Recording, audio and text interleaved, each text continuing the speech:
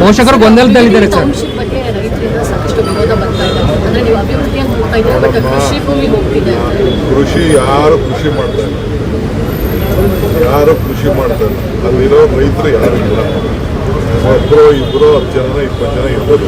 ಇವತ್ತು ಏನು ನಾನು ಇನ್ಸೆಂಟಿವ್ ಕೊಟ್ಟಿದ್ದೀನಿ, TDR ಕೊಟ್ಟಿದ್ದೀನಿ, FIR ಕೊಟ್ಟಿದ್ದೀವಿ. ಡಬಲ್ ರೇಟ್ ಕೊಡೋಕ್ಕೆ ಕಾನೂನಲ್ಲಿ ಅವಕಾಶ ಇಲ್ಲದೆ ಹೋದ್ರು ಕೂಡ BD ಆ್ಯಕ್ಟ್ನಲ್ಲಿ ನಾನು ಅದನ್ನು ಕ್ಯಾಬಿನೆಟ್ ತಂದು ಸ್ಪೆಷಲ್ ಕೇಸ್ ಆಗಿ 2007ರಲ್ಲಿ ಅಡ್ಮಿಷನ್ ಆಗಿತ್ತು ಅಂತೇಳಿ ನಾನು ಡಬಲ್ ರೇಟ್ ಸೊ TDR ಆಮೇಲೆ 35% ರೋಡ್ ಪಕ್ಕದಲ್ಲೇ ಅವ್ರಿಗೆ ಜಾಗ ಕೊಡ್ತಾರೆ. ಆ ವ್ಯಾಲ್ಯೂ ಅವ್ರಿಗೆ ಎಷ್ಟು ಅನುಕೂಲ ಆಗ್ತದೆ ಅಂತ ಅಂದರೆ ಹೇಳಲಿಕ್ಕೆ ಸಾಧ್ಯ ಇಲ್ಲ. 40% ರೆಸಿಡೆನ್ಷಿಯಲ್ ಕೊಡ್ತಾ ಈ 5 ಥರ ಸ್ಕೀಮನ್ನು ಇಡೀ ದೇಶ ಹೇಳ್ತಾ ಇದ್ದೀನಿ, ಎಲ್ಲರೂ ಕೂಡ ಇಷ್ಟು ಅವಕಾಶ ಕೊಟ್ಟಿಲ್ಲ. ಈಗ ಮುಂಬೈ ನಮ್ಮ ರಿಲೇಟಿವ್ಸ್ ಜಮೀನು ಹೋಗಿದೆ, ಬರೀ ಅಲ್ಲಿ 12% ಕೊಡ್ತಾರೆ.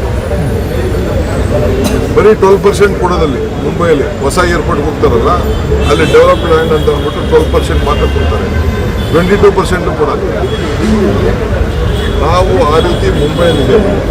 ಸೊ ಬೇರೆ ಎಲ್ಲೂ ಕೂಡ ಇಂಥ ಸ್ಕೀಮನ್ನು ನಾವು ಮಾಡ್ತಾ ಇದ್ದೀವಿ. ರಾಜಕೀಯವಾಗಿ ಕೆಲವ್ರು ಜಾಸ್ತಿ ಬೇಕು ಅಂತ ಅಂದ್ಬಿಟ್ಟು ವಿರೋಧ ಮಾಡ್ತಾರೆ. ವಿರೋಧ ಮಾಡೋರೆಲ್ಲ ಮಾಡಲಿ. ನಾನು ಕರೆದು ಅವ್ರಿಗೆಲ್ಲ ಗಿಣಿಗೆಲ್ಲ ಯಾವ ಕಾರಣಕ್ಕೂ ನಾನು ಡಿನೋಟಿಫೈ ಮಾಡೋಕ್ಕಾಗಲ್ಲ, ಯಾವ ಕಾರಣಕ್ಕೂ ನಾನು ಮಾಡೋದು ಇಲ್ಲ.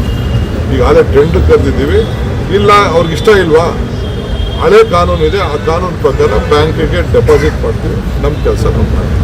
ಕೋರ್ಟ್ಗೆ ಡೆಪಾಸಿಟ್ ಮಾಡ್ತೀವಿ, ನಮ್ಮ ಕೆಲಸ ನಾವು ಮಾಡ್ತೀವಿ. ಈಗಾಗಲೇ 80%, 78% ಫಸ್ಟ್ ಫೇಸಲ್ಲಿ ಈಗಾಗಲೇ ಕನ್ಸೆಂಟ್ ಕೊಟ್ಟಿದ್ದಾರೆ, ದುಡ್ಡು ತೊಗೊಂಡಿದ್ದಾರೆ. 78%, ಇನ್ನು 2% ಕಟ್ಟಬೇಕು. ಆ 2%ಗೆ ನಾಳೆ ಎಲ್ಲ ಹೇಳಿದ್ದೀನಿ ಅವ್ರಿಗೆಲ್ಲ. ಮಾಡಿದ ತಕ್ಷಣ ನಮ್ಮ ಕೆಲಸ ನಾವು ಶುರು ಮಾಡ್ತೀವಿ. ಭವಿಷ್ಯ ತೊಗೊಂಡು ನಮ್ಮ ಕೆಲಸ ಶುರು. ಕೇರಳ CM ಡೆವಲಪ್ಮೆಂಟ್ ಆದಮೇಲೆ ರಾಜ್ಯದಲ್ಲೂ ಆಗುತ್ತೆ ಅಂತ ಹೇಳಿ ಬಾಲಕೃಷ್ಣ ಅವರು ಮತ್ತು ರಾಜಣ್ಣ ಅವರು ಹೇಳಿದ್ದಾರೆ. ಅಂದರೆ ರಾಜ್ಯದಲ್ಲೂ ಒಂದಷ್ಟು ಬೆಳವಣಿಗೆಗಳಾಗುತ್ತೆ ಅಂತ ಹೇಳಿ ಸರ್, ಬದಲಾವಣೆ ರೀಶಫಲ್ ಎಲ್ಲ ಆಗುತ್ತೆ ಅನ್ನುವಂಥದ್ದನ್ನು ಹೇಳಿದ್ದಾರೆ. ಮಾತಾಡೋಣ.